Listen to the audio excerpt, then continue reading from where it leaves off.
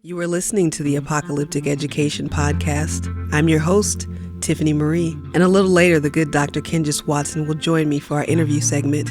Join us in a final farewell to schools in hopes that we might embrace its afterlife and implications for Black and other Indigenous frameworks of wellness.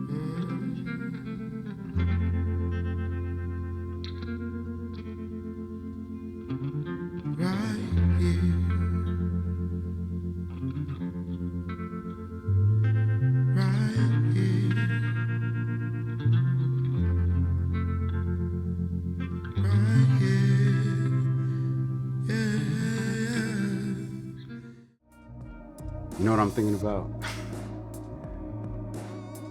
How some of the most beautiful things, beautiful moments in life start in darkness. I think it's fitting. We're over here in the basement studio, underground. And it's a beautiful thing. Because just like a seed, just like a root, just like a womb, our life is made real because we understand that darkness. And so we naturally move to the light, you know? I just feel so humble, really. I feel like I'm with family, and here we are, back together. Yes, sir. For the first time, you know? And it's renewal. It's renewal. So I think as we start this gathering, start our conversation, start our communal energy, our collective energy, my hope for today is that we remember that darkness isn't the enemy, you know? Darkness is the way in which we move to something greater. And it makes me feel good to be Black, you know? It makes me feel good. Ashe. Ashe. Yeah, it's such a, nothing is typical, nothing's even conventional, but that is a grounding that reminds me deeply of you, Aunt. And all the years that we've known each other, that has been consistent. The capacity to find in the seemingly mundane wisdom and lessons about the sacred. And so that's partially how I would introduce myself in relationship with all of you to Anthony. I say Anthony is a teacher who's given me a sense of the sacred in the everyday. He is in this world, but he is not of it. And that has been a powerful, powerful journey. And I think in a similar vein, having like grown into new relationship over time with family, it's kind of like when you say you're in the world but not of it. For me, I have family that are I didn't grow up with but have always been there, and that's Wendy and Larry. You all are the parents to my godchildren, and a gift and a blessing that I really inherited in some ways. But in addition to the responsibility and engagement with the blessings that are your children, whether they be the Kendesi for my children, the teachers around some of the work that we do, comrades or co-writers, co-thinkers around graphic novels. They are these brilliant representations in the world. And from the first time I met them, I was like, A, they're different, and B, who are their parents? How did you all become this? Having three sisters of my own, I wish I could say that we met strangers and they met us and said, who are y'all's parents? You all are so loving and kind and beautiful with each other. It was wild to see that. So it immediately put me on notice. And then coming into deeper relationship made sense, why you were so vital and crucial, and your parents vital and crucial in the lives of my family and Danielle's family. And so remain blessed by Wendy, who offers us, goodness, such grounding. Quite literally, I don't go anywhere without wearing something that Wendy has created. I don't ever go in front of folks. I don't ever speak in a public way because of the protection that you literally weave into your creations, which I'm wearing right now. But she said not to advertise it too much because she cannot make it on order at that rate. But Sanity by Wynn is a powerful articulation. It's these actually practices that we get from our people carried on, that there is adornment and protection in adornment and sacred making, that I know has expanded into how you all are currently advancing that and embracing care in Cincinnati and beyond. And then for Larry is, I this last year lost, we had a brother transition, a big brother for me. Never really had a big brother.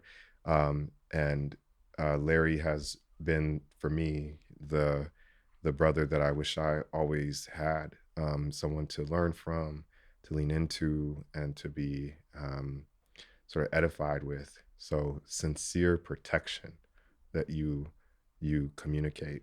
And also Larry makes the academy very counterfeit, because his scholarship exceeds anything that we've seen at these 4-letter words / institutions, a deep reader, thinker, and knower and doer who exudes love. So grateful for you all to help us think through parenting.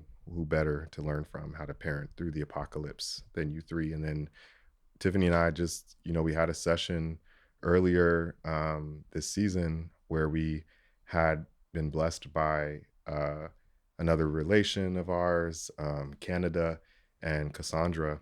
And as folks will see, like that conversation, if you haven't seen it, you should, or watched it or listened, you definitely should, to get more grounding awareness of just the mountain that is Cass and Miss Cass. And we felt like we had the opportunity to invite her back on to help us think through parenting. And to our delight and joy, she said yes. And we're just so grateful to have, I don't even know, it was like, they always talk about dissertation committee, but I always think like if we could Africanize or indigenize the whole process, it would be a council of wisdom, elders, Kendezi, and you all are our counsel. Mm-hmm. I hope we pass. So Tiffani and I, in season 1 of Apocalyptic Education, we asked a question to some young people that Tiffani had built relationship with, I came in relationship with, and it was very simple.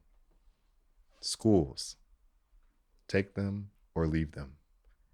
And we thought it'd be fitting, because I know you've done your homework, challenged by it. We're just going to go around robin and have an answer, and then we'll move from there. So schools, take them or leave them. Leave them. Leave them. Nope. Leave them. That's it. Leave. Leave. Definitely. Chauncey's like, well, that's an interesting start to an right. episode. Where do we go from here? Okay, cool. And cut. So, Ashe.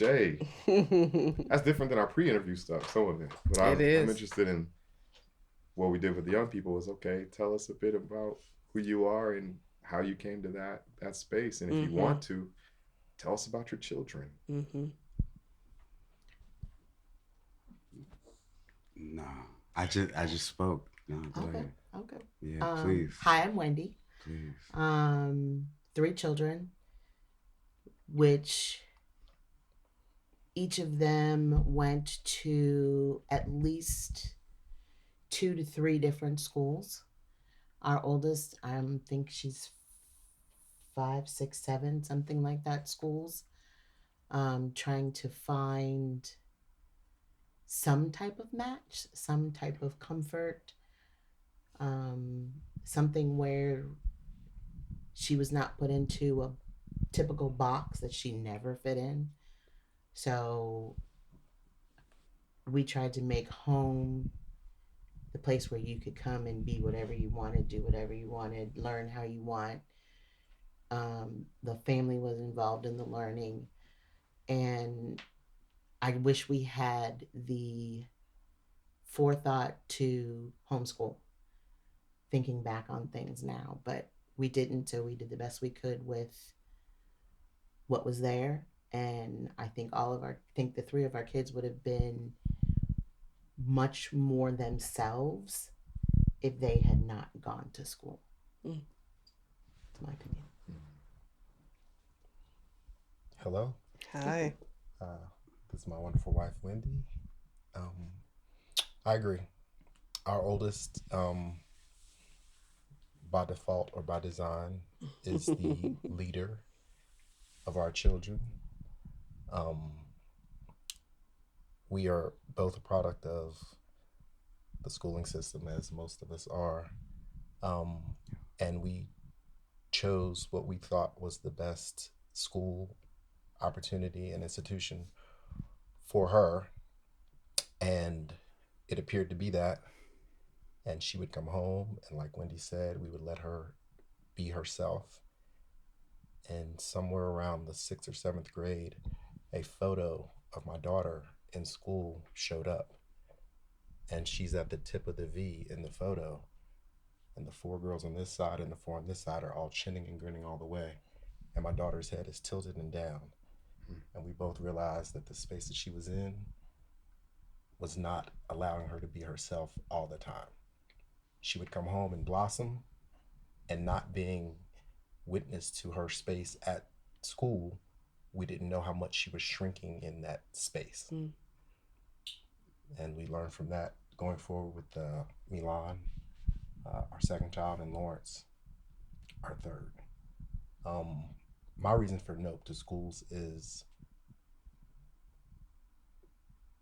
to me, education is a seed for growth. And if you contain any seed within walls that don't allow fertilization from every aspect, then how can it grow into its full being? Leaving the word potential out. Just be you, whatever that means. I love that. I love that. Yeah, I'm Ant. And you know, it's funny. I was like, yeah, leave it, right? We don't need schools. But the irony of all ironies is my wife and I have a child, and our child is in school. But I think back to what Ken just mentioned at the beginning, you know, and it's connected to Larry in the sense of like, the reason I say we don't need schools is because schools are often that container that hold us in and keep us from that potential, right? But I think there's a beautiful way when you let go of the kind of standard dominant understanding of what schools are, that you could be in it and not of it. Mm-hmm. And I've seen that with our little one. Rue is just like on another vibration, you know? And it's a beautiful thing for us as parents to support him in that. Support him in being able to be his whole authentic self. And also, you know, we don't, things like being there, being on time. For us, the idea of school is mostly like, yo, it's a space for him to be with other young people and his, you know, his little tribe. that's important, to create place and geography for little people, because our son is little, little people to have it for themselves. It's fraught, don't get me wrong, but for now, I think it's working for now. We, Nathaniel Edwards and I are the parents to Nathaniel, Drew Edwards, Shannon Terrell Edwards, and Glenn.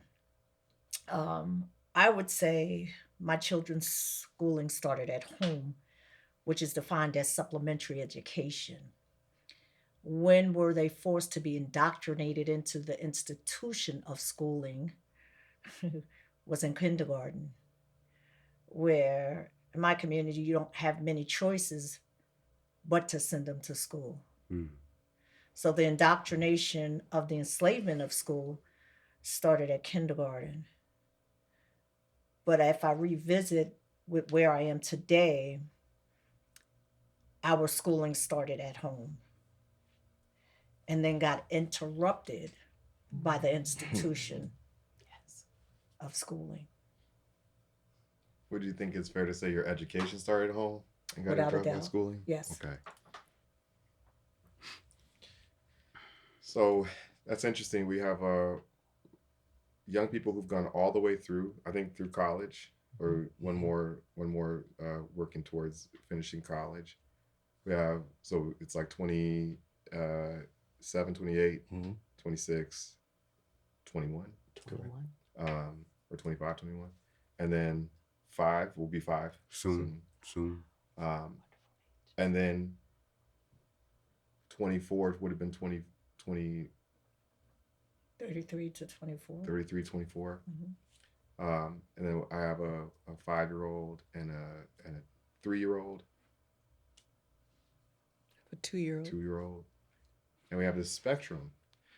And we all talked about the different ways that we think schooling has interrupted our children. I'm really interested in what are the gifts?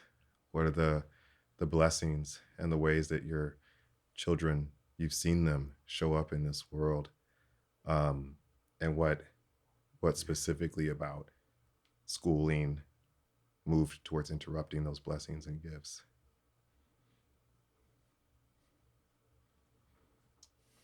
For me, the gifts that I feel like I've offered my children are actually the gifts that were given to me.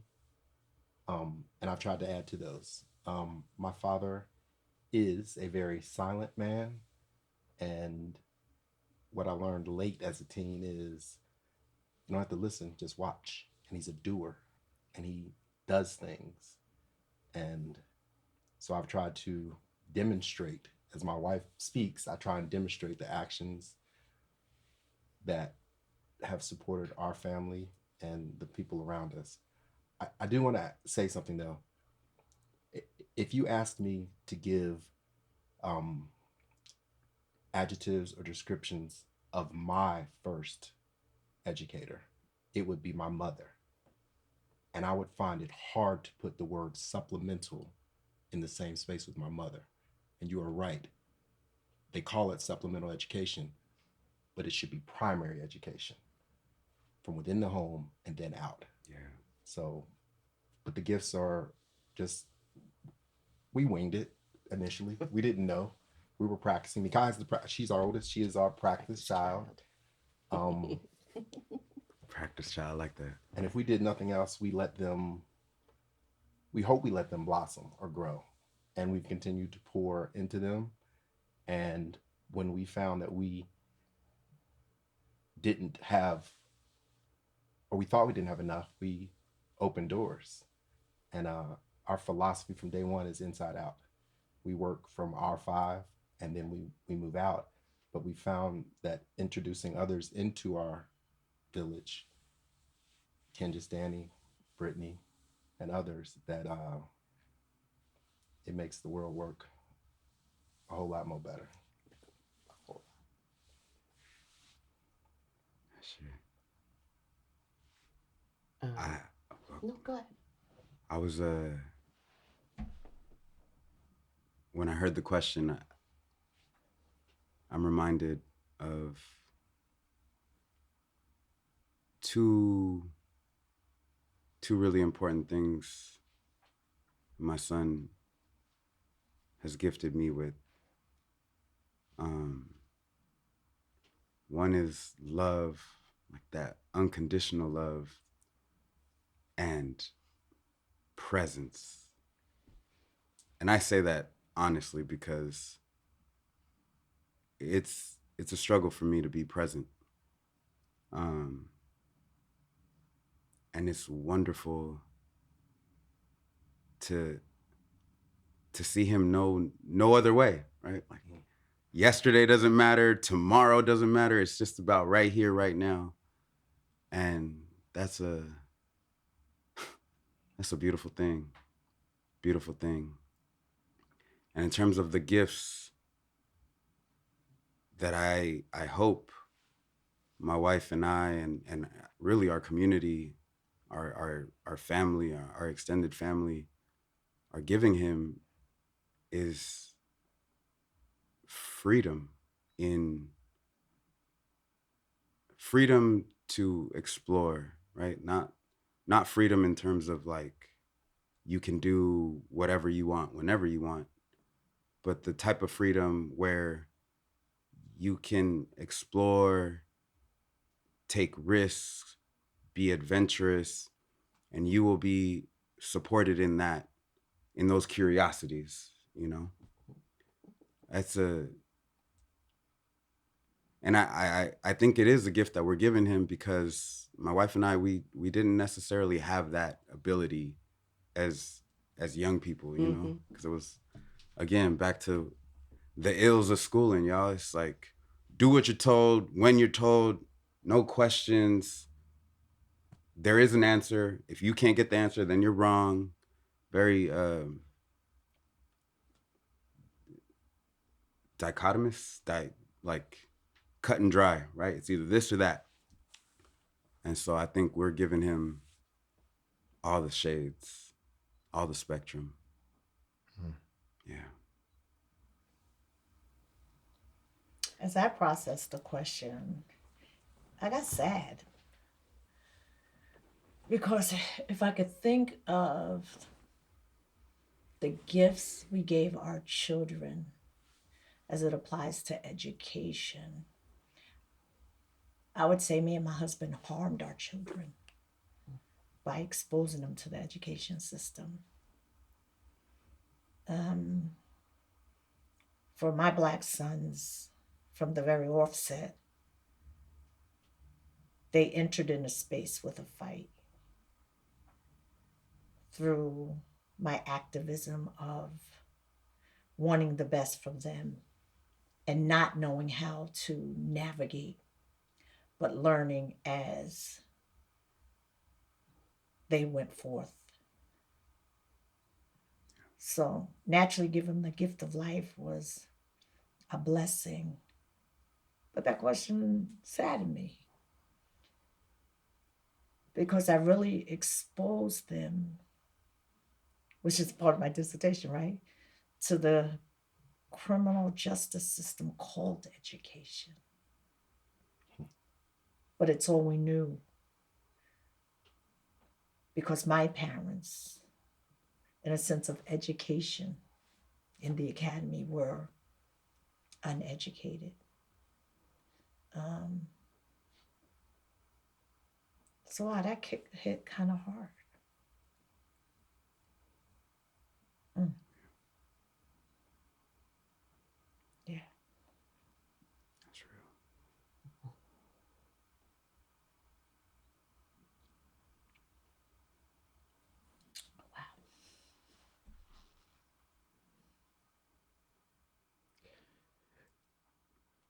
real. Oh, I don't think that most most people would knowingly expose their children to harm, and we're finding, even as we have this conversation, Black people have, I forget what the number was, Tiff, is like quintupled in the amount of Black folks who are taking their children out of conventional schools and moving towards home education, alternative forms of education, unschooling, homeschooling, deschooling. There's a range, co-op, preschool, co-op parent. Even Tiff and I have our children in forest, we don't have a word for it yet, Bosca, forest education spaces. And yet I know that my mom and my dad had myself and my sisters in a parochial, school, made a lot of sacrifices. Like literally, if I could see it physically, it's like they took chunks of themselves out and metabolize those chunks into the possibility of us going to this space, and that was not for our harm, but for our wellness. And we had my mom on earlier in this season. We've talked to her before, how she felt like, if she would have known then what she knows now, she obviously would have made those decisions. But also, where else do we go? And so I think it's interesting that we're in this time where Black people are saying somewhere else, right? And then there's a lot of, I would say, pushback to this way of thinking that you all have expressed, about just how feasible is this? What do you actually do?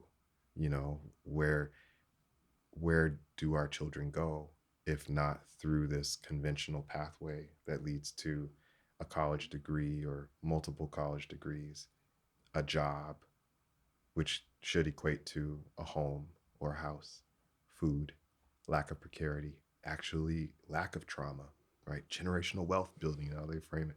Right? So that's the promise that so many of us have been, even maybe parents sacrificed, thinking they were doing that for this next generation. So I'm not giving it to y'all to answer it, but I don't know. We get asked that question all the time. So I'm interested in what y'all might think about. I think the intentions are I don't think any parent in this space is doing any intentional harm to their child. Yeah. I think maybe the word at the end of the sentence is as simple as 2 letters, 2. We put our children in the best school system to give them an opportunity to. And then we defined it with college education, college degree, good job.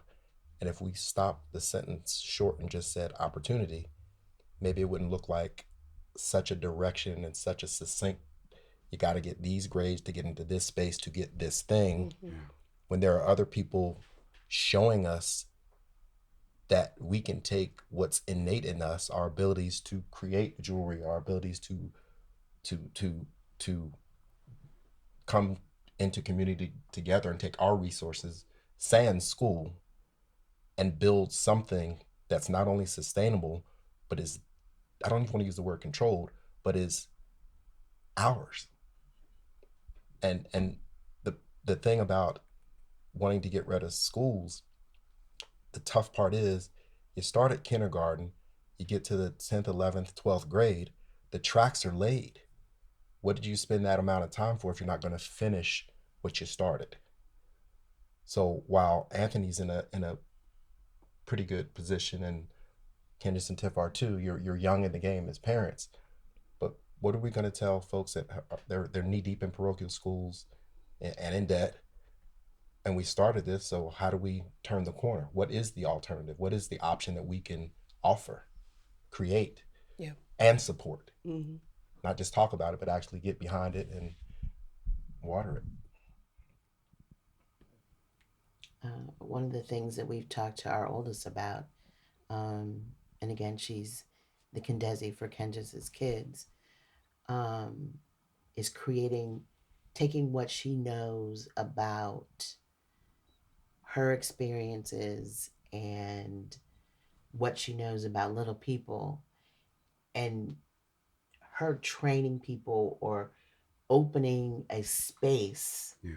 where she can do that, where she can train people or she can teach or whatever to try and create a space.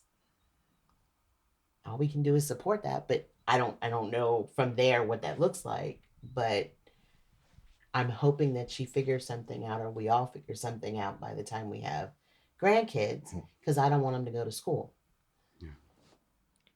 Oh, I'm a direct beneficiary of the School of Mackay.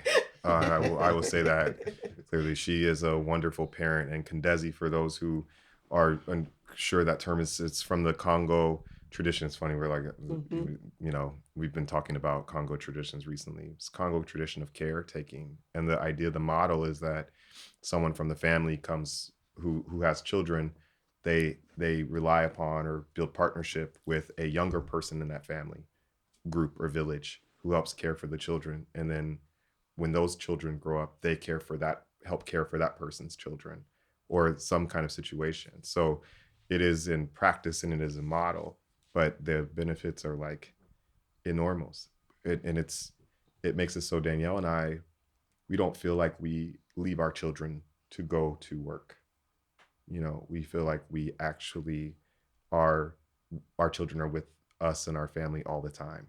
And that is a luxury and a benefit and a privilege that most folks are not afforded because the world relies on just material realities of capitalism, which says this is how you get these things. But I just wanted to offer an aside. Not that Makai trying to be hired from anybody else. I say we stay in that space for a little bit. I think we raise a very important question. Yeah. About the majority of people are stuck. Yeah. Yeah. And sometimes it can, and we come from a very privileged space. Yes, that's right.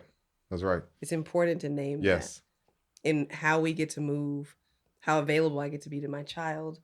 All of that comes from, ironically, those schooling. That's right. So I want to name that. Yeah. Because I think we tend to have these conversations without naming that we have the flexibility we have because of schooling. Mm-hmm. So now I think it's powerful to stay in this space for people who are stuck. And I'm interested in hearing from y'all. Like, how do we make sense of that?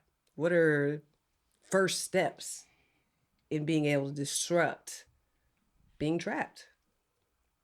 Find educators like Tiffani. I watched the The Kids Are Right podcast and realized that you were their educator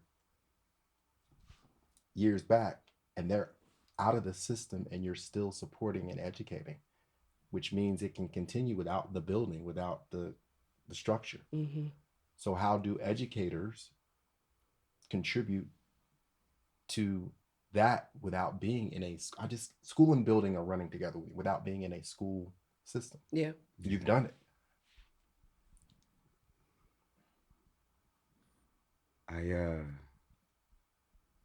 This might be a tangent, but I agree we should stay here. Take us there. And I appreciate that you named it for what it is. You know, all of us, correct me anybody if I'm wrong, but all of us went through it, right?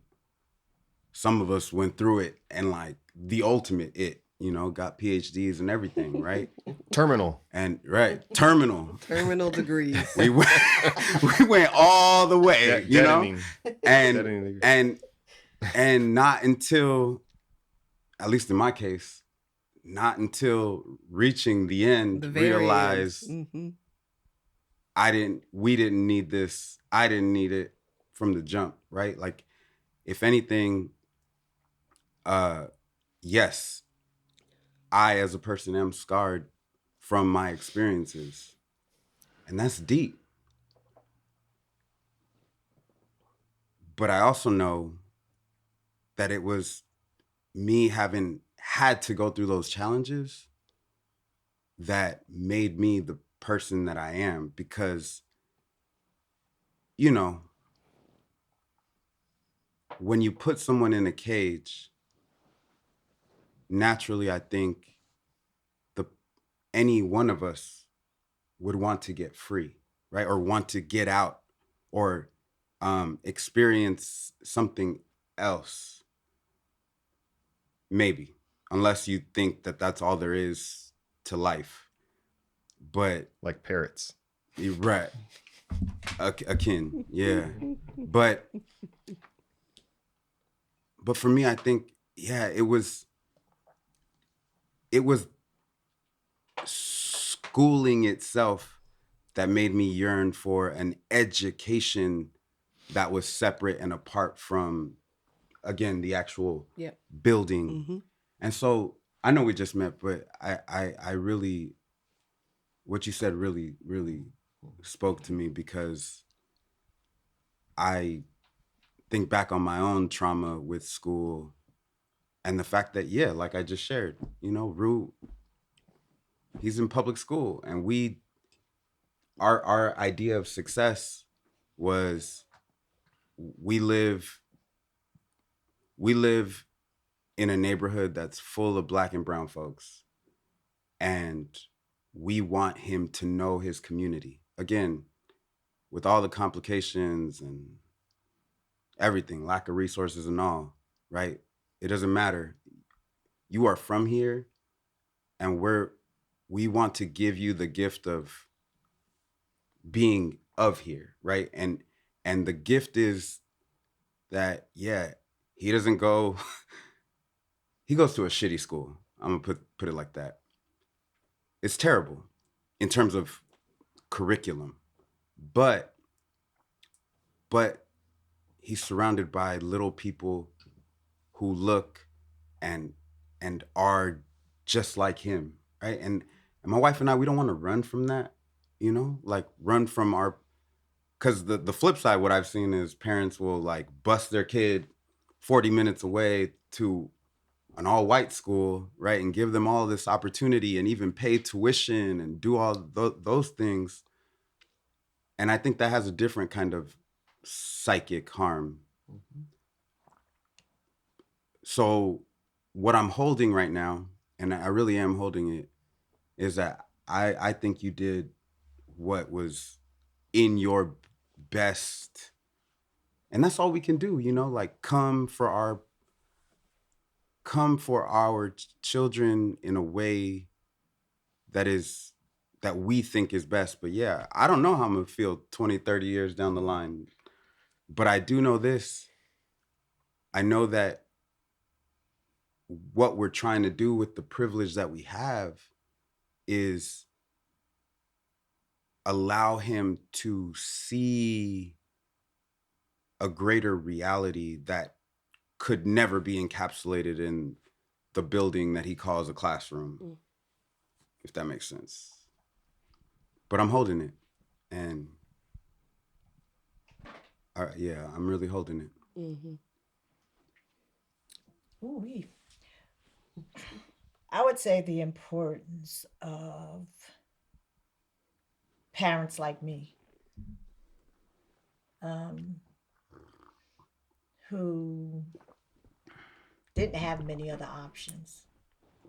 And as you said, wasn't so much that, you know, our kids had to go to the neighborhood schools, right? Yeah. Um, they were what I understand now. They're horrible schools, right? But at that time, it was the best that we could do with what we had. I think that is why advocacy, and the prescribed role of activism for Black mothers in particular, not minimizing my husband by no means or you all, but it plays a bigger role with the constant fight and battle to afford our children what we so called think is a good education. I came in the game of academia late in the game. I didn't walk in academia because I thought I needed a degree for necessarily me. My children were already boxed out of school. That's it. As an activist and organizer, I realized in order to be impactful in my community, I needed to go and get what those folks said. I needed to have credibility so that I can then do what I couldn't do for my sons, I could do for my grandsons, and now community members that I have influence with. and where I could hold those very same systems that attempted to destroy my Black sons accountable and save others. Yes, yeah. So I think it is, the real talk is that a lot of parents, Black parents in our communities, don't have access and don't have privilege. And we need to be honest about having and using that language to say, United States, when you know more, you do more. But the system has us so blocked out Mm. to even challenge that very system because of the systems that are within the institutions that really disable us from having a voice when it comes to our children, our Black and brown children. So the strategies, and they've mastered the different strategies to lock us out by what we can do, how many days a child can miss school if they miss school, free reduced lunch. So systems are put in place to disrupt parenting. And then those who have arrived, those same teachers that look like us, most time they're not so disattached from the grassroots. Mm. So again, then we have the next conversation would be, how do we create the space to afford a safe space for parents to be able to look at podcasts like this and say, wow, they're doing it. Then how do we duplicate, or how do we find those educators in those schools that are going to be risk takers regardless of what the school has in place, and or the unions that dictate what they can do versus what they can't do. So I think it's so many underlining issues. And then the system has a lot of folks scared of it, right? So those who have the opportunity, we've had the opportunity to safely get our kids out. And then for the newer parents that's coming up, right? Mm-hmm. New opportunities are granted, right? Terminal, that's really scary saying, terminal degrees, right? But then what? Who have we left behind? And how do we recover? So that we save the next generation. Because we're talking generational now. And what does that really, real talk, what does that really look like? Because the reality, you still raising a little Black boy. My grandsons who are right here in San Diego, yeah. I have no control. I'm too far away, right? So how do I figure out a way? Remember, it's the system has just mastered us at this point. So I think the question needs to be, how do we learn to maneuver in order to save the next generation from our lived experiences? Mm-hmm. You know, we have this we are earlier in the season, we're talking about my experience with a parrot. You talked about that. I was walking my daughter and my dog, and I saw a parrot on the electrical wire. And the first thought was, somebody's parrot got out. It's the first thought. I was like, oh no, you know. And I'm talking to my friend about it, and she was telling me, well, the parrots in San Francisco, they fly around all the time. Boom. Parrots don't necessarily belong to someone. Mm-hmm. Yeah. But I had come all this time Yeah. to only see parrots as caged beings. Yeah. And so it was that awareness in that moment where I'm like, whoa, mess me up. I'm supposed to be a scholar. Mess me up. Parrots don't all speak English. Whoa, right? And I think it's the same thing when I learned about home birthing recently, right? It was like, because there's a pilot mode that we're in through capitalism of giving our children away. Pilot mode. And you're moving so fast, of course that's what you do. At birth, boom, to this person you've never met. Here, take my child. wrap them up, put them somewhere. I trust you. I'm gonna go to work. Yeah. Yes. Pilot mode. You don't vote for who's going to teach your children in your community. Pilot mode. Boom. Hand them over. Right. So the awareness was powerful to me. And then as we talked about death work, the like awareness of like, oh, we come from people who we buried our dead ourselves. So we've always had an intimate interaction with our people. But I think a lot of us are moving so fast. So the people who are stuck, for me, I'm interested in the type of awareness that's necessary for them to understand that parents aren't caged beings.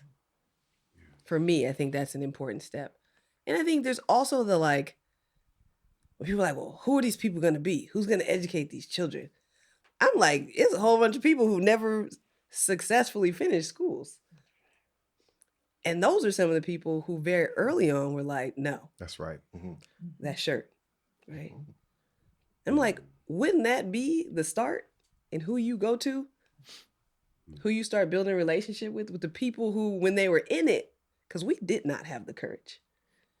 We are some of the last people you should actually trust. We said, this is horrible. I'm going to try harder. Let's keep going. You know, we have to earn your trust. That's right. With your children. But there are some folks who very early on said, absolutely not. Yeah. But we've been taught to throw those people away, that they're not valuable. That Yeah. And I'm like, that might be the start Yeah. of where we go. It's not a teacher shortage. No. Teachers are everywhere. You do realize Mikai is one of those. Yeah. Yeah. I think like, so going inside, like literally going inside juvenile facilities, what I found over and over again in those spaces where our children have been kidnapped and locked up is that they are, many of them, it's funny because Danielle was just talking about this with our class the other day, Compound Z, Barry J. Nydorf, Somar, California, the young people who have been accused of some of the most heinous crimes in some cases, and in other cases they're holding them. Mm-hmm. And in building with those young folks and learning from them, more often than not, they were doing exactly what Tiffani said. No. Refusal. Yeah. If we were in a different time and place, that would be like drapetomania. Mm-hmm. You're a runaway. Mm-hmm. But they actually have a term for this called refusal, school refusal. Yeah. And they say it's a mental illness in this country. To refuse school is a mental illness. So I think that we don't have a teacher shortage because we've locked up, as you said, so many of our people, or locked them out or pushed them out. When they serve as the warnings to those of us who go in this thing. If you step out of line, it could be you. So I don't actually see us as, what'd you call your dissertation committee? The parole board? I think that's more like what we are. And we need to be honest about that, the terminal folks in the space. This is an abolition movement. If you think prison abolition is our guiding post, our guideline, you would not ask the parole officers, the probation officers to lead the abolition movement of prison. They're part of it because they got to leave their shit. They got to transition into some other work. But they would not be who we take the cues from. We take it from those who are directly impacted by the warfare of incarceration. And I think we look to young people who are directly impacted by the warfare of schools as our leaders, and those who have been most punished by schools or not being fit as the leaders of this. We are at best probation officers who are saying we don't like our jobs. We think it's harmful. So that I'm just in agreement with what you're offering, and I guess to the material reality of it, the material reality, like about what do you do for people who know that what they're in is trash, want to leave, their children have been punished for wanting to leave, they're not with it. What are the organizing functions? If let's say we lead these people as our teachers, what would we need to do organizational wise to make more sustainability around education that doesn't rely on these systems? Are you asking how do people eat? How do they eat? How do we house ourselves? How do we take care of each other? How do we take accountability? Because do we that's the thing heal? that schooling holds over our heads, Yeah. right? They're saying that if you don't do this, you will not have a don't eat. job. Mhm. You will not eat. You will not have food. You will not have shelter. Even though the majority of people who do that still don't. That's right. I know professors who live in their cars. I know school teachers who drive for Uber Eats. I know Yes. professors. When I took my job with Lyft, I got the heads up from a professor who was beyond tenure track. Here's what I have to do in order to help, take care of my family. That's the reality of the situation for those who have privilege, which is only something that we have because other people don't have it. So it's like this, but that's the like best of it, So what would it take to organize? And I'm looking at Larry and Wendy just because I know we got folks who do well organizing people through crisis. So I'm wondering if we can take some of those tools, mindsets. And I'm also looking at Anthony because I know you're organizing on a very different level, even for in a few months here. And Cass, because again, Cass is like dissertation committee, parole board. Because of her facial expression, anytime she talks about the institution, Makes it there's a feel visceral like reaction, stink. which is powerful. My first thought was when you decide you're having your first child, however you decide that, when you leave, no, let's go back. When you stay at home and you birth your baby at home, your community begins. And you keep that community as the child grows. So it may not be family, blood family, but it could be young people coming in and helping you and staying together, right? And then you meet another woman or another family who has a child. You invite them in, your community has grown again. So then you meet another family and you bring that family in and you start your education in this little pod of families, right? And as the kids grow older, you just change your education to fit their ages, but you keep it within your home. That's a lot of trust. But that's my thought. I don't know how to do that, but that's my thought. That's so the two, I think we start with addressing the controllables.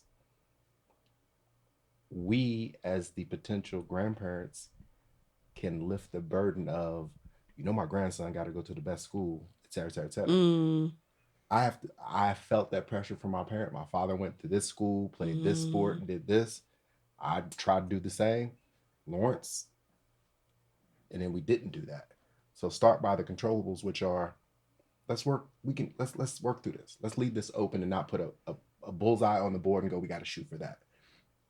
The next one I was going to say is time. It's something that we do have some of because we are leaning towards getting into the retirement. And time is what it would take to do exactly what you just said. The two moms that are 20 and 24 or whatever still have to continue to provide for their families, and they may not have the time to not send them to a building for 8 hours and have them watch while they go handle their business. And in turn, we could contribute time to give them some time to continue to make the money, but still have their children, do I have to say protected? But protected. Yes. It is what it is. Yes. So time and release from tension.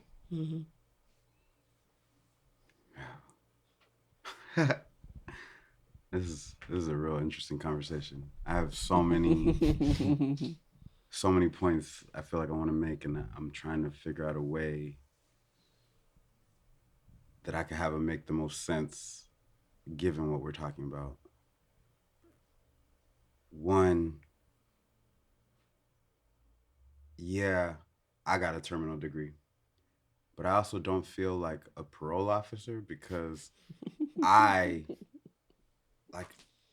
don't give a fuck. Can I say that? I don't know. You did I already. really don't care. I don't care about the institution. And yes, I teach, right? But for me, and you know, whatever, folks are free to call me psychological or semantics, but for me, I love teaching. I love it. Like, there are very few things in my life that I think give me that sense of purpose in the way that I attempt to make conversations like this real for my students, right? And yes, the education, right? The teaching, the pedagogy that I employ happens to be at a school, right? A place that has historically been called a place of learning, right? But I'm very clear with myself that that need not be the case for me. If I could figure out a way, and Ken just knows what I've been working towards is how I could take my own curriculum, pedagogy, practice, and take that practice to nature and exist in garden space, exist in mountain space, exist in desert space, exist in all of the ecosystems and habitats that actually sustain life. And so when I'm thinking about schooling and the harm, and personally, I'm not bothered. I'm not bothered for my son uh, right now. And I want to be very clear on why. I'm not bothered because we as a family have decided to give him the experience, and only because we value the social, right? And yes, there is a very real indoctrination that I know is coming. Line up, bells ringing, whoop de whoop de whoop, right? I see it. But, and again, I don't know how to live any other way, but I am grateful. I feel very blessed that we, in terms of our first school at home, we are all on the same page about helping our son process the the literal traps of the world around him. And that's the gift that I don't know how to give that to just anybody, right? Because yes, the fact of the matter is we live a very unconventional life in order to have the time. Like I like yeah, I don't work full time. I'm not like out here paper chasing, but it's partly due to living a lifestyle that refuses most, at least most materialistic things that are dangled in front of us to go ahead and spend our money on. We're very intentional with, at least try to be, with where our currency, right, like our energy is directed. And that has, yeah, we have the gift of time to do the very things that y'all were just speaking to. And that's where I'm at right now. Yeah. That's where I'm at. There's a concept of the vision that you have. It's called the Waldorf School. Right? I took my baby. They offered him a free scholarship, the Waldorf School, after being in public school. Yeah. And he went into that concept, oh, just live life. Read a book. Oh, if you don't want to go to class, go sit in the garden. Then write in your journal. Oh, you really don't have to. Carefree. Um, he wasn't, he didn't do well in that environment because he had already been indoctrinated with public school. But the concept itself, I thought was a good concept. The reality of it is people that look like you and me can't afford to be in those environments because there's a cost. So little Glenn, my baby, was the only little Black boy there. And after 6 months, it was doing harm. So I use that as an example to say there's a lot of concept of things that we can do. The reality of most of our folks don't have the capital to be able to do any of that, right? I think strategically we have to be intentional about, and mosque does a great way, if the Muslims in my community do a great way, they take care of their families. Yeah. These are Turkish folks. Beautiful model. They feed anybody I want them to feed. Mm-hmm. But ask me if I can go in my very same community and have the same expectation. So we as a Black people have to see value within ourselves and learn to love each other and ourselves and trust ourselves in order to create that so-called beloved community. So as I'm considered an elder in my community, respected, all of the above, the reality is Big Nate got to go to work every day. Now Cass can go and run around and be this activist and love everybody. But I also do know that I have insurance. Yes. I actually do know that I still can eat. I actually do know that I have 2 cars, right? So I say all I have to say, it starts on the grassroots. Our degrees don't define, well, for me, for the folks I know who are in the room, don't define who we are. Yeah. But how do we use that as a segue to the next level? How do we take this podcast, these conversations, and make them go viral? And then create a fund to be able to say, we have our own resources to do whatever we want to do. Yeah. But the other reality of it, systems, if we don't send our kids to school, at least in my community, the police knock on your door. CPS knocks on your door. So how do we control the system that continues to enslave us and not be afraid? Is there enough of Black folks that's going to stand up against that system and say, we have terminal degrees, now what? Is that going to give us a free pass? Maybe if we become president, you know? That ain't gonna work. What better than that? No? Y'all not It's going back. voting? No? Just, okay. Vote or die. I'm thinking, you all said pieces. They all sound very beautiful. This is the theoretical part. I'm saying, like, to what you're mentioning, Cass, if I can't eat and I don't have a place to live, I'm going to always, as Maldoma's elders would say, where are these people always running to? He says they're running to their work. And the elders go, why are they running to something that's not running away from them? Right? And the translation wasn't there. He's like, because they don't have time. And they're like, what is time?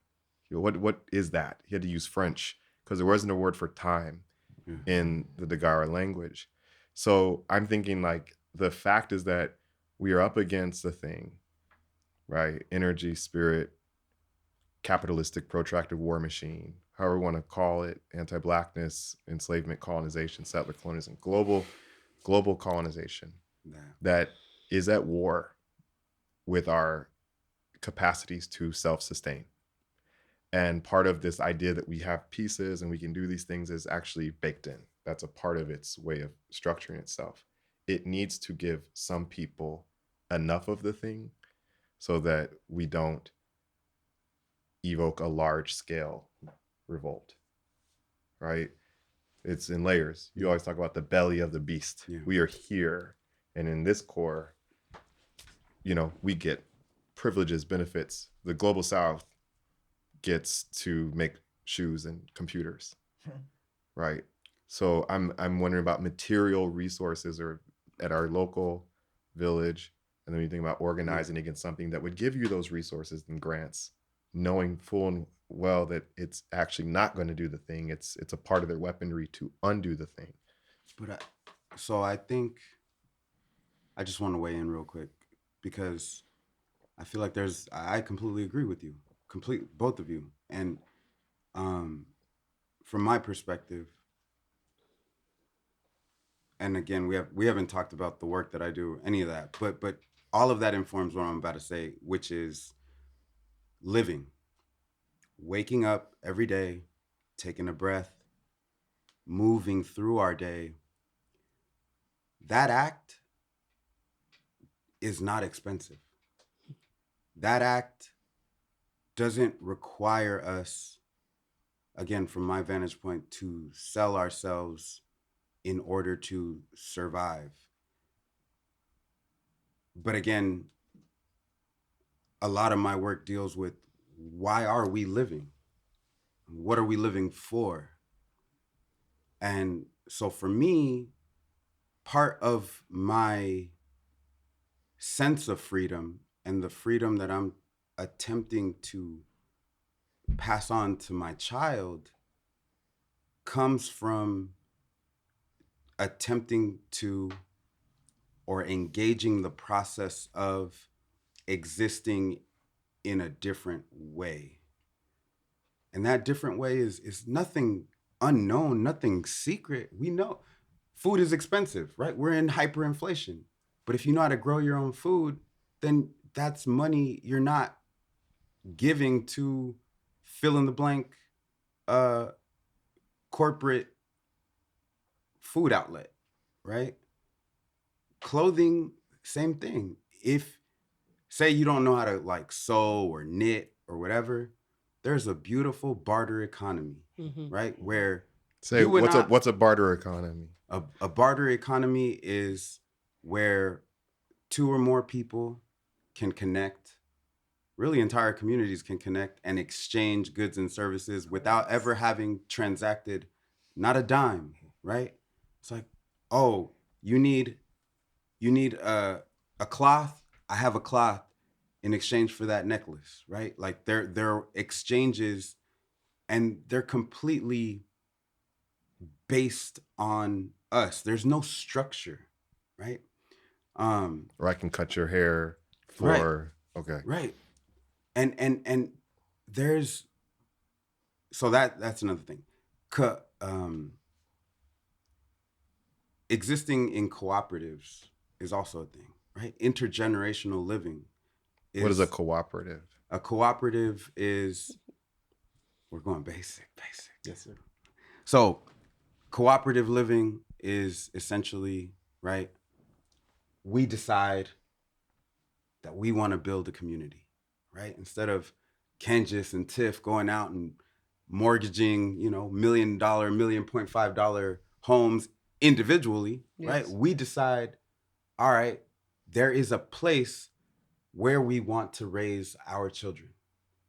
Let us all pull our resources and actually commune, actually share resources. That's an example of a housing cooperative, right? But there's also food cooperatives where you connect again with a group of people, and either you produce, grow, or disseminate food, right? But it's collectivized. So what that means is we all get an equal share of the sum total, right? And I'm a realist. Like, obviously, well, not obviously. This is on camera. Let's do it again. In our situation where we live, right, we have the privilege of garden space, right? So there have been actions that take place in our garden space, right? We're experimenting, but realistically, there's no way that we could feed our family just on what we have currently. So there's an ability to, or there is a way that we connect with other small local producers, you know, and there's a lot of Black farmers, Black co-ops, if we want to keep it in the community. And I think part of it is, we need to know our networks, right? But my point is, there is a way that we can access time, and through time, a relative sense of freedom that will be the beginning of a cascading effect. Yeah. But I think there's an assumed consciousness in what you're saying. Mm-hmm. And I think it's important to point that out. And I'm going to go back to the parrot, right? In that part of what, and if we think of schooling and we use that language intentionally as an entity, as a spiritual entity, our participation in that teaches us very specific values that I don't think we're acknowledging here. So what you're saying is ideal. Yeah. But to the graduating class of 2025, that's a failure to rely on someone else, to have to live with someone else. And I think it's important for us to name that. Yeah. Right? That spiritual entity teaches us the opposite of what our ancestors have taught us. Mm-hmm. Interdependence is failure. Yeah. Right? And so there's a very specific type of baptism or actuation baptism, releasing of certain demons that needs to happen for us to go, wait a minute, that actually is the only thing that will sustain us. Yeah. The illusion of, I was talking to, this person wasn't even Black. It's a really powerful death doula who I sat in front of, and their energy was like so strong. And I'm like, what happened to you? And like, why do I feel this around you? So we started talking about their life experiences, and I was telling them how I have these critiques of school, but I still teach in them. And they were like, yeah, keep going. It's like, because I've never finished any space. I've never graduated from any level in school. And I was like, oh, that's it. That's why energy is so powerful. Thank you. But for us, it was like, your failure was, I said, I'm so glad you failed. Yeah. But they were like, I'm still healing from that. So sometimes we're romanticizing this, like, where we need to get to. And I kind of want to park for a little bit. And then what it takes to get there is failure, mass failure in school, much more than we have right now. And that, what comes with that is a substantial amount of grief, because we are still all, right? I appreciate what you said about grandparents and parents not having this dream of where their kids will go, and that their pride in, when most teachers check in with former students and they ask how you're doing, their students know that it needs to be about where they are, where they're working, or what school. It is not about their spirit. It's not about their art that they're engaged in. Most kids, if they're not in college, if they don't have a high-paying job, when I say, how are you? They put their head down. They take a deep breath, and then they try to explain their life to me. Confess. Yes. Their sin. Mm-hmm. Yes. Mm-hmm. And so I think that's why I love what you said. And it's very tangible, but it's so spiritual. Yeah. Is the divorcing of this belief of what success is, and the embracing of this failure that we need to even get to this place of a co-op. When I was undergrad, I was like, those weirdos, that's why I'm at Cal, so I don't have to do that. And y'all don't even know what I'm doing next year. Yeah. That's why I was waiting for you. I'm trying to say the things that listeners are probably thinking as well. Like, we went from 0 to 4,000. I'm like, but what about y'all started at no school? Yeah. What do you got, Mr. White? Collective work and responsibility. Okay. Collective work and responsibility. That Say last more. word has to be there. Mm. Yeah. And the shame of my neighbor cutting my grass and my other neighbor looking at me like, well, why is he cutting your grass? Don't worry about what I'm doing for him. We are good. We're sustaining. And let's stop telling all of our business to other folks. Ashe. Noted. Ashe. But I am going to play the role of the parent in the back listening who goes, love the parrot story, but when it gets dark out, my parrot goes to a space, is fed if it rains. And by the way, got him in a cage. Got that brown boy in a cage for 8 hours. I feel safe in my community because I know exactly where he's at. So where does the parrot go after 8 o'clock that was on that wire? That's the question. In the beautiful night. He said, into the beautiful night. In the darkness. In the darkness. In the darkness. In the darkness. All right, here we go. True confession. It feels relevant and timely to say this now, but yeah, a lot of people, back to the beginning, are afraid of the darkness. And I don't know how to live any other life than what I'm living, but what I feel called and compelled to share is my wife and I and our son, come next year, we're actually like completely checking out. I'm leaving my job. She's leaving, like we're leaving everything to walk from Mexico to Canada. What's Rue gonna do? Rue in school or leaving too? No school. Our school is life. Life, not even school. We don't talk about schooling. And like we really, in our household and in our community and our family, everything is about education, because schools, again, are obsolete. They do not, they're harmful and detrimental to our communities. We all know, and by we, I mean my intimate family, we all know that, but we all believe in education. And so, yeah, he's not going to be in four walls, but he is going to have the education of a lifetime.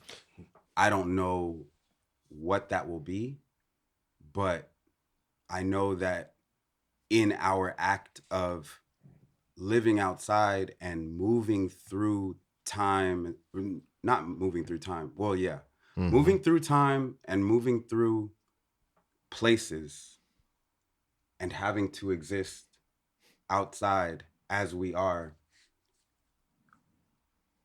a lot of fear is going to be met, embraced, and demystified, I think. And just for context, yeah, I have a history of like being outdoors, and I love being in the mountains. I love being in nature. And for me, there's something so beautiful and healing, truly, truly healing, of tapping into that ancestral wisdom of how to exist as we are, where we are, outside of, again, the trappings of consumer capitalist patriarchy. And I'm only going to interrupt because I think I know you best and I understand what you're saying, but I want to have you be more clear. Okay. So your partner and your son are going to walk from Southern California, from the U.S.-Mexico border, to Canada. And you're going to be outside 2,650 miles. And you're going to walk how many miles a day with your 5-year-old? 15. 15 miles a day. Yeah. You're not staying in a hotel. You're not glamping. No, we're backpacking. You're backpacking. We're living out of backpacks. But how are you going to get all your stuff? All our with stuff you is with us. In your backpack. In our backpack. Everything we need. That's why, again, from my perspective, the act of living is not onerous. But I think for many years, I lived in fear that if I didn't have a proverbial roof over my head or a bed with bedposts and a mattress, that I don't know what I thought all these years, right? That something was gonna happen to me, eat me up in the night and gobble me, you know? But yeah, I think it's fair for me to say I've spent a fair bit of time in darkness. And I say darkness because I think that's what it is. I think in my life I've feared the unknown. I have feared the not knowing, and I think part of the psychosis of being an intellectual is that we're conditioned to have an answer, to know what's going on, what are the next moves, have a plan, 10 steps ahead, all that. But it's beautiful and so embracing to know that the earth, the very real living earth, is not against our people. The earth nurtures, and nothing gave me that sensation more than being on a hike, thirsty as I don't know what, and being able to come across a stream and collect water and drink directly from the source. And that's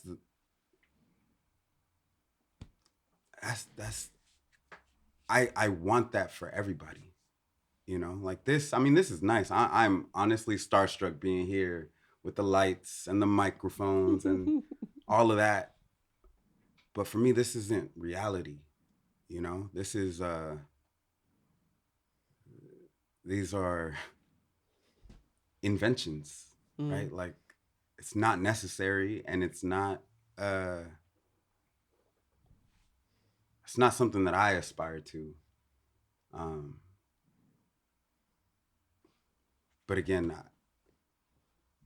that's just how we're living. I don't know how to, because it doesn't get back at the big question, which is, how do we move the masses? And from my vantage point, it would be amazing if we all dropped out. That means you running away, you were involved in refusal. Yeah. You sounds like you got a little bit of drape mania. Maybe you got some drape. The toe and the mania come later on. No. But all these folks are smiling while you're talking. Everybody was I was like, Miss Cass, you buying that? yeah. But yeah, it's I think there's a part of me that really kind of refuses against even like what other people will think of a certain action, you know? Like I really don't care if I am a dropout. Okay, that's one way to look at it, right? That's one kind of frame, the dropping out. But for me, I'm not dropping out. If anything, I'm like tapping into it. You know, I'm not running away, because I've had people tell me like, oh, what you running from? Like, why don't you just put your head down and actually work on getting tenure, you know? And like, I've had people tell me that. And it's like, I didn't tell you that. No, not you, okay, not you. But He did look over right I know. at you. No, it's because I think he'll know. Yeah. But yeah, I've had folks tell me like, yeah, you're doing nothing with your degree. Like you're running from, what are you running from? Like, go and be successful.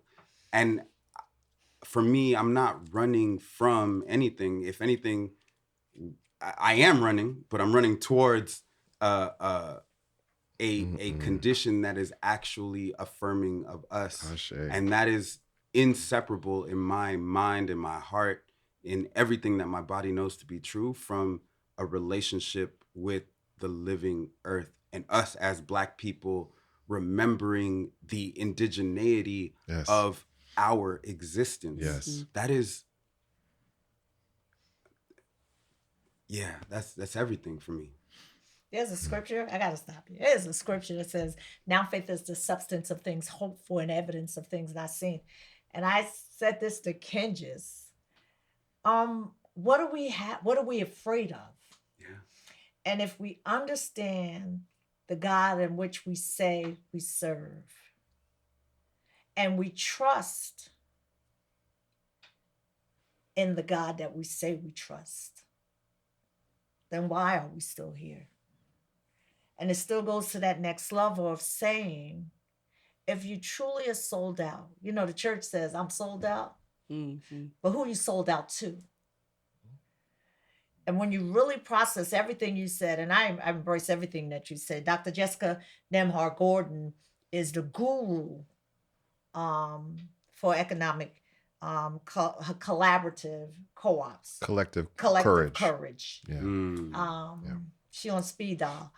So I've been exposed to that. But my reality, even when it came to Dr. Jessica doing that work, was a bunch of hillbilly white people But yes. that were doing it. And then the black farmers, when I went sitting at the table, position myself to hand out her books for them to sign, the black farmers talked about constant struggle.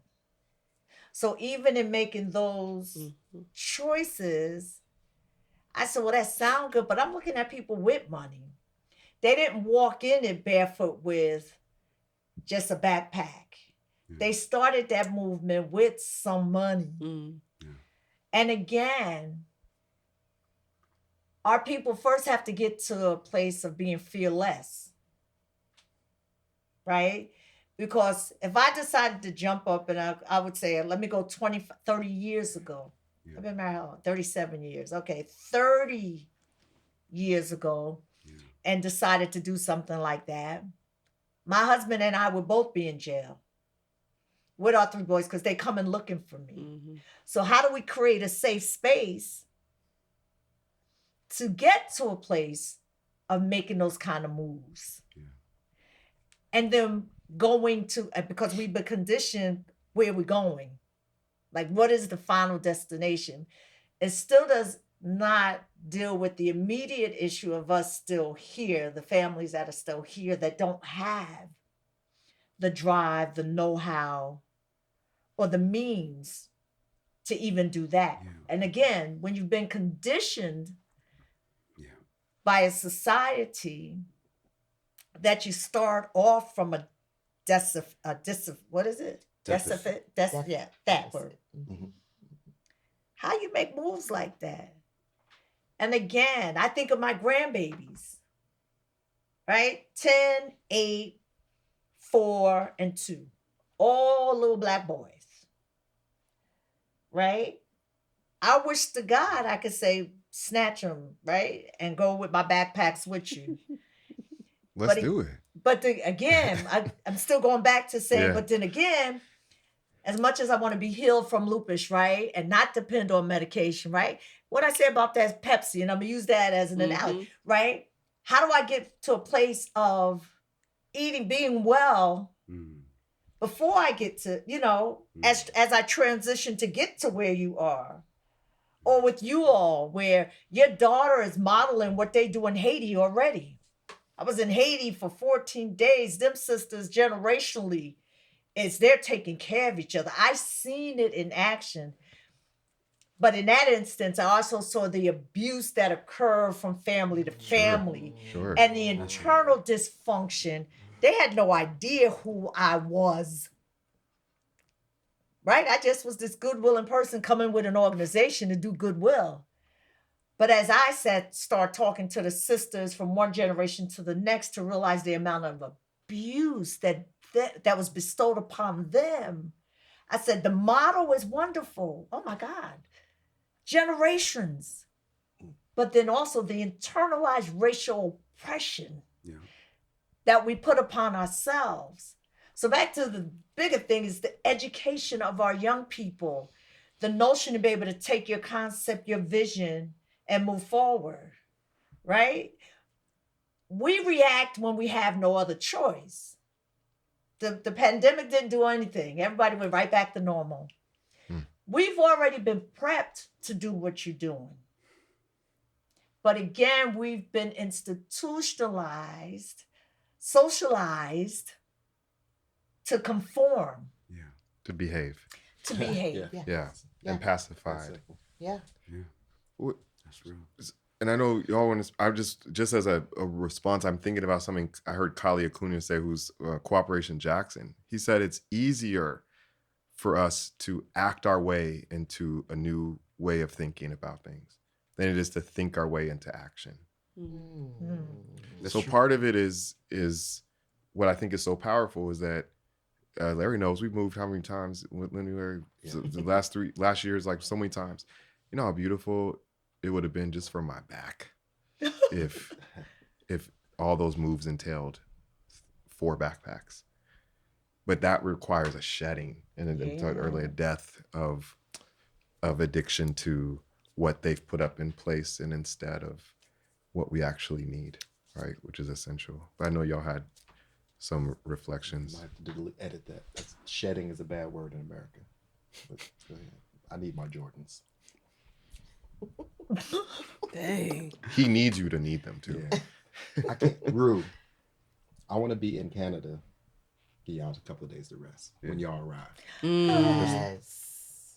There will be a lot of 5-year-old, 6-year-old boys who will run that ball and score that touchdown and tell that story. There'll be 20 of them. A lot of kids do this, that, and other. Rue will have his own story. And I don't even want to call it a book. Let's just leave it at a story. Yeah. Untouchable. His experience shared with his people. He's off to a running start. Wherever he's going.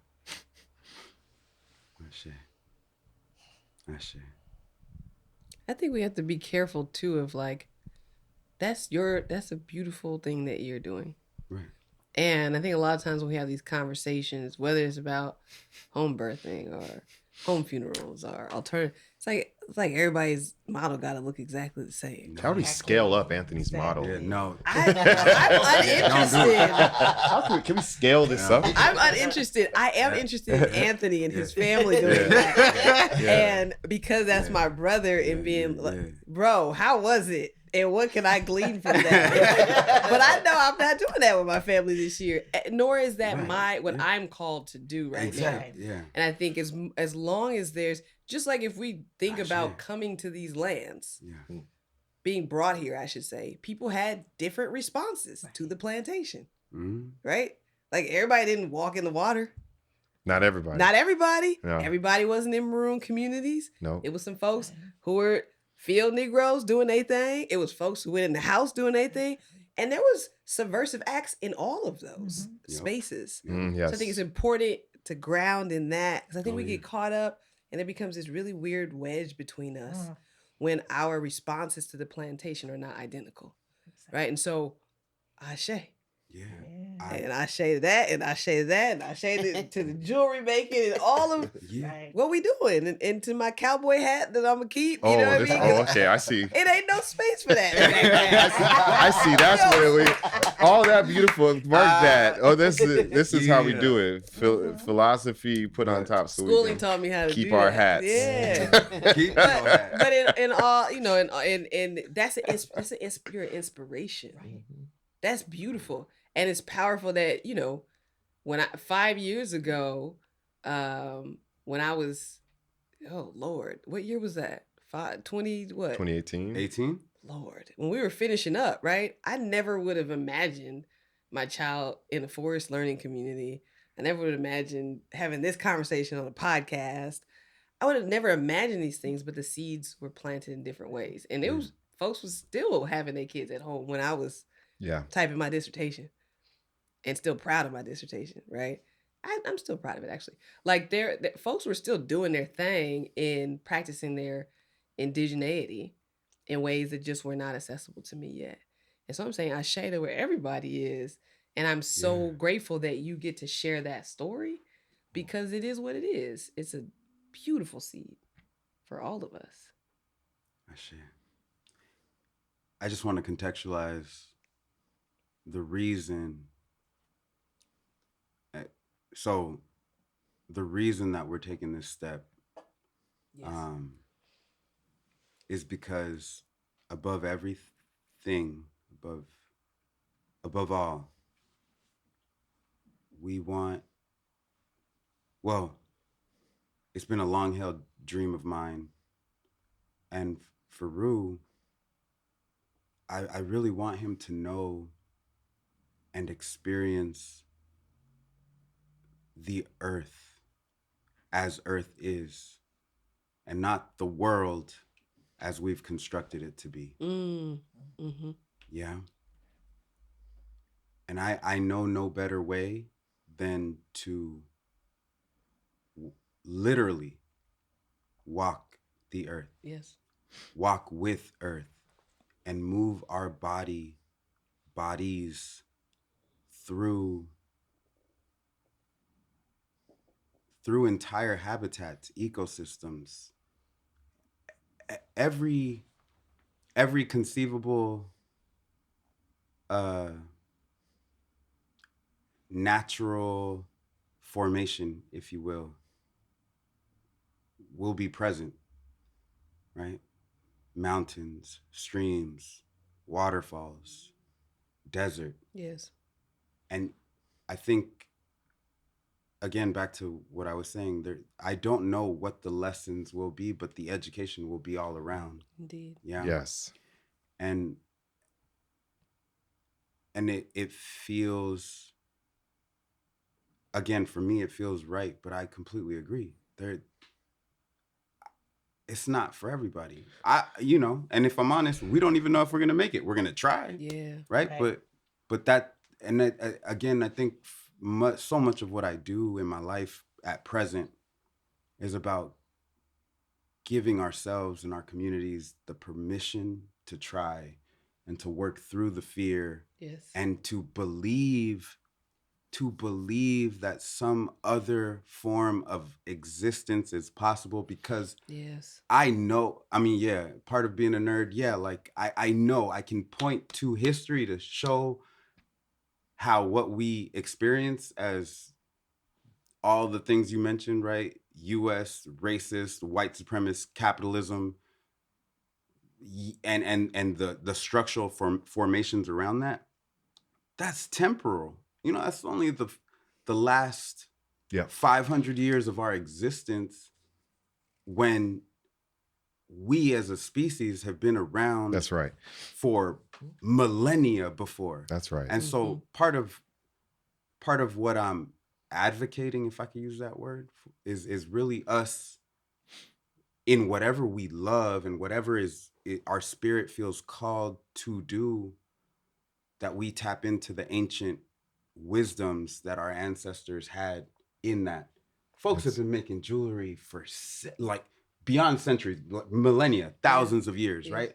We have been doing mathematics. We have been creating art, even books, right? Like, like Africa has some of the most ancient libraries in the world. So I'm not even necessarily anti-writing, although I do appreciate the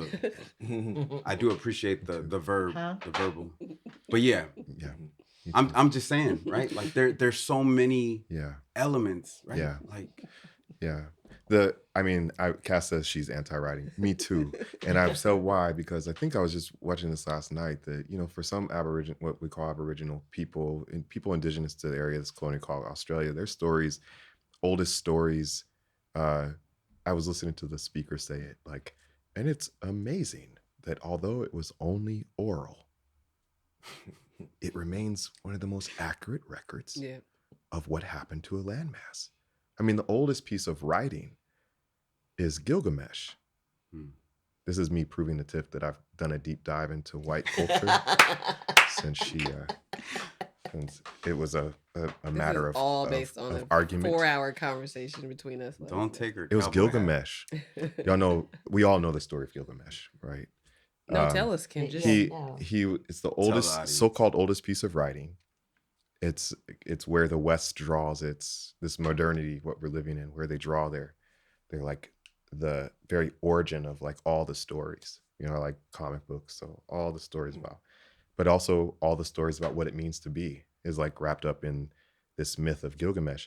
One of the first things that this hero did was destroy the forest god and enslave it. And that established groundwork for their civilization. It's not as old as those Aboriginal stories about, the sisters in the sky or the fights that happened on land that became volcanoes that shaped the landscape. But it was about humans, a species, a group of humans taking root and destroying our capacities to relate to the forest. I think that, like, to me, what you're describing may not be, it may not be the way for everybody. I think that what I feel about that story, Gilgamesh to now, is that we have a really broad pathway, which is why we go to school so often, that says this is the way. Mm-hmm. What Anthony's describing, that might be like this little tiny sliver over here. Kashmir, going to the beach on Fridays, hanging out in the forest, bumping her head, on me, like that's over here. My children hanging out in the snow over here. And then if you don't go down this broad pathway, which is not to say that it's clear of brush, it's like minefields and snares and traps and all stuff on it, but if you don't go that way, you could also end up in prison, And if you're not careful, you'll end up unhoused. And if you're not careful, you end up kicked out of this little, cornucopia of hell that we live in. So, like, I think that part of the challenge is to not even be judgmental of the broad path. Ashe, Gilgamesh, like, do what you need to do. People are called to wherever they're called. Part of the energy of knowing, even in myself, I feel sometimes on that pathway when I deal with like different forms of emotion that need to be metabolized: anger, frustration, judgment, fear, self-righteousness, all the things that are not fair, ways that we may not be loving to other people. This pathway, it's as much in me as it is outside, and I don't hate that part of me, but I try to learn from it. I think that what's powerful is seeing these other pathways become more and more present. Mm-hmm. And I don't think that just theoretically for the sake of like alternatives and diversity, although biodiversity is important, but really there's plastic particles in everybody's body right now. Mm-hmm. The earth is hotter than it's ever been. School shootings are a norm. Nuclear war is threatened. Genocides are rampant. People are committing suicide at higher rates than ever recorded. Our health and well-being as a species, I would say, has been reflective of the health and well-being of the earth. So a path that maybe leads to us, I don't know if all of our listeners, but people in this room are really leaning in on what you were saying, a path that leads to us remembering our relationship to the mountains or to the dark or to the streams and rivers that don't cause greater extraction and harm to that or to each other. I think that could at least be like widened in whatever pieces we have of that. And I also think that makes it really easy to say to someone like Rue or Kashmir Ayan, Lil Nate, Kai, Milan, Lawrence, that you're a blessing. You are. Mm-hmm. They are. I know that because you just jumped over that stream. Congratulations. Or you jumped into the stream. Wonderful. You're a blessing because you remembered, you remembered where your water bottle was on this hike, or you're a blessing because you slept next to me. Just you because are. you are. Yeah. Yes. I'm just saying all the different ways that you could have metrics about it. Mm-hmm. Are you basically saying as you exist, you are a blessing? And I just think that anything that allows us to do more of that and compromise less of it is it at the very least deserves our attention and our action. Yeah. Yeah. What a gift to be able to be for that many miles with your family. 10 miles a day. Yeah. But I'm gonna pray for y'all. I think Rue will be fine. It's funny. Funny anecdote story. We've been doing a lot of practice runs. Getting the bodies conditioned for the trip. Yeah. And on one practice run, we put in almost like 7 miles. And he did them independently because, part of this is like you're getting too old to be carried. That's like a last resort, right? Like there's a whole logistical thing. But so we all did this, set up camp, went to sleep, woke up the next morning, wife and I were like in bed, like, and Rue just jumped up like, all right, where we going next? Yep. And we like, yeah. I'll never ever forget that moment in my life. And regardless of how it goes, I'm proud to say that we tried. Yes. Yes. And yeah, it's already been set in motion, you know, like all of the powers that be, air quotes for those listening on the radio. Yeah, they've been notified. Like nobody's coming back. You know, at least not in the same capacity. Yeah. But yeah, I think it is something that Ken just brought up about our children all being gifts for being exactly who they are resonates so deeply with me, because I think part of the trauma of slavery, really, right, is that we, through whips and chains and unspeakable violence, were forced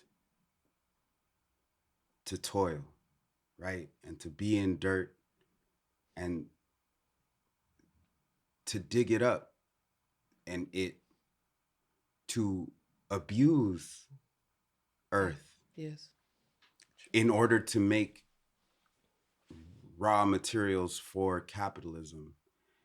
And I think part of and this is just conjecture because I don't have any scholarly proof to prove it, but from my vantage point, one of the biggest hurdles for us collectively as a people is that we view connection, like our connection to the natural world, natural ecosystems, is laced with trauma, because our peoples were hung in forests. yes, right? We were whipped in the fields. We were forced into submission and put in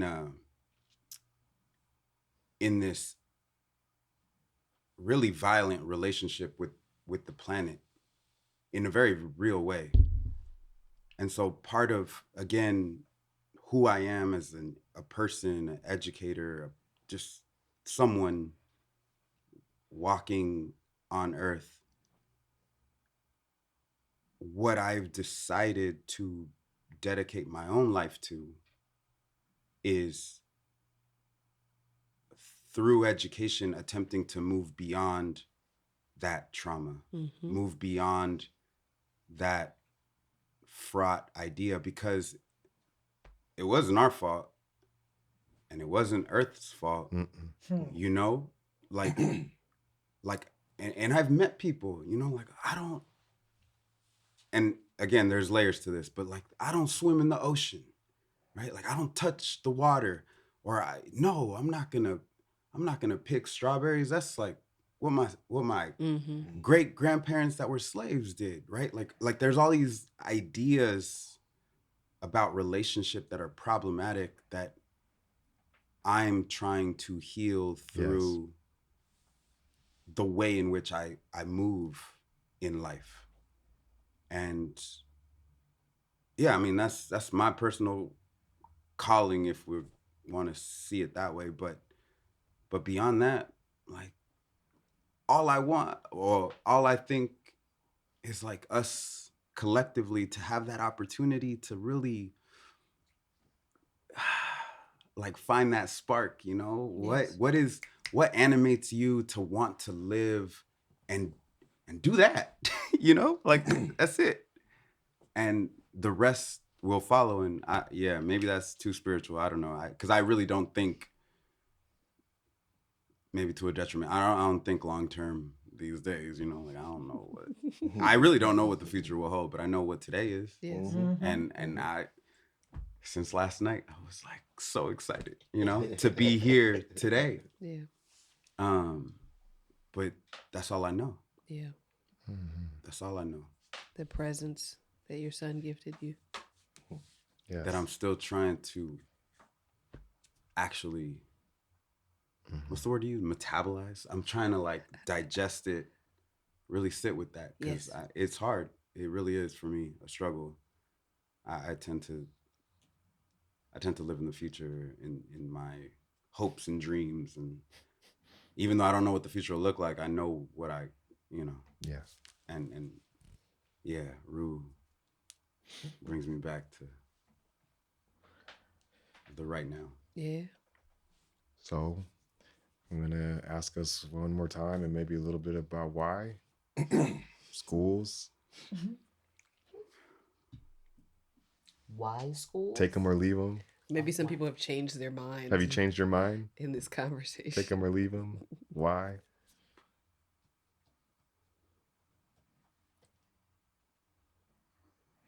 Haven't changed my mind. Not a bit. I love it. I don't know, listening to everything that has been said, I look forward to seeing, hopefully in my lifetime, children who have not gone to school and are thriving and are living and are happy. That's what I'd like to see.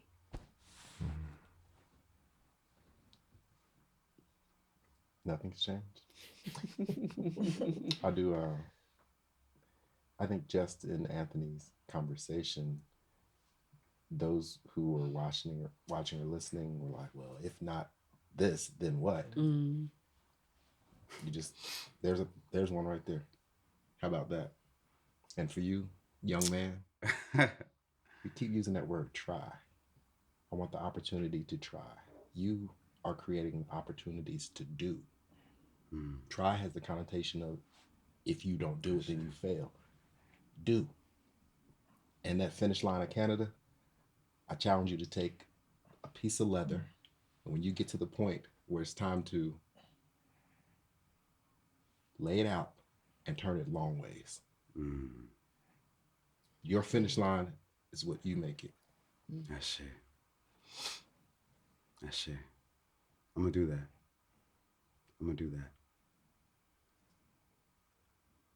Yeah, my stance hasn't changed. Okay. If anything, this gathering, just being amongst y'all, has only reinforced something that I've known deep down. Like we've never needed it, like in its present conditioning form. But again, that's school. Education.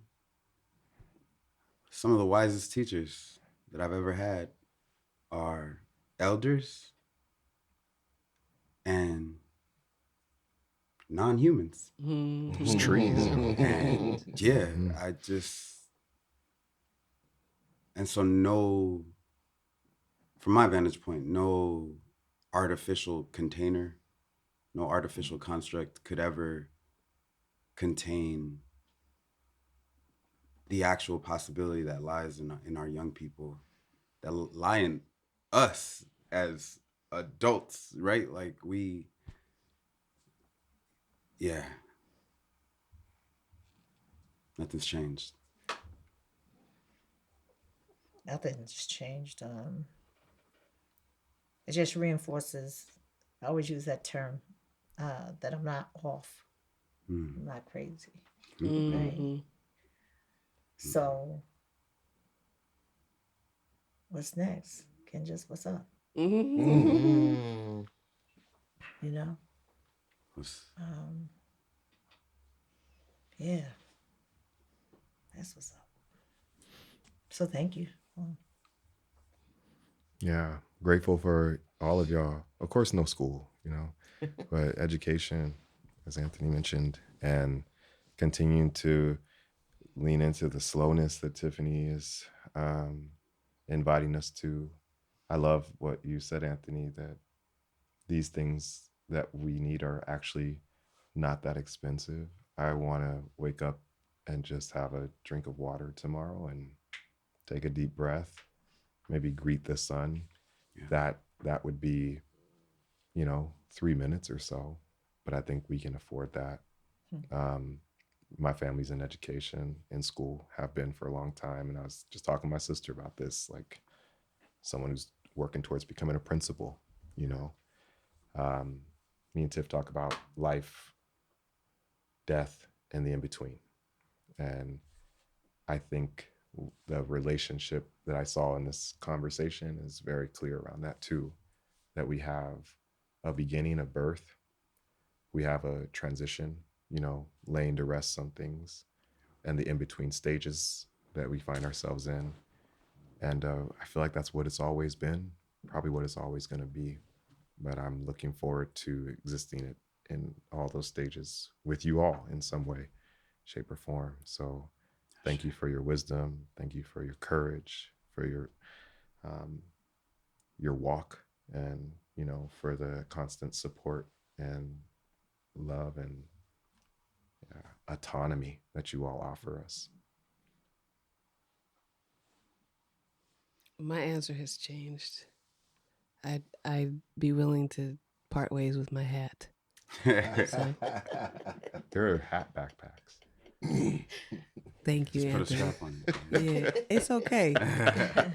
I'm after hearing all that, I'd be all right with it. Much respect to you all. Thank you so much for this Yeah. episode. Wow. Thank you. Thank you. This podcast was brought to you by the Apocalyptic Education Network and the Institute for Regenerative Futures. It was filmed and recorded at Red Tone Records. Continue the conversation with me and Kenjus at apocalypticeducation.org. Mommy, Yes, Buddha. all done. Yeah, we're all done.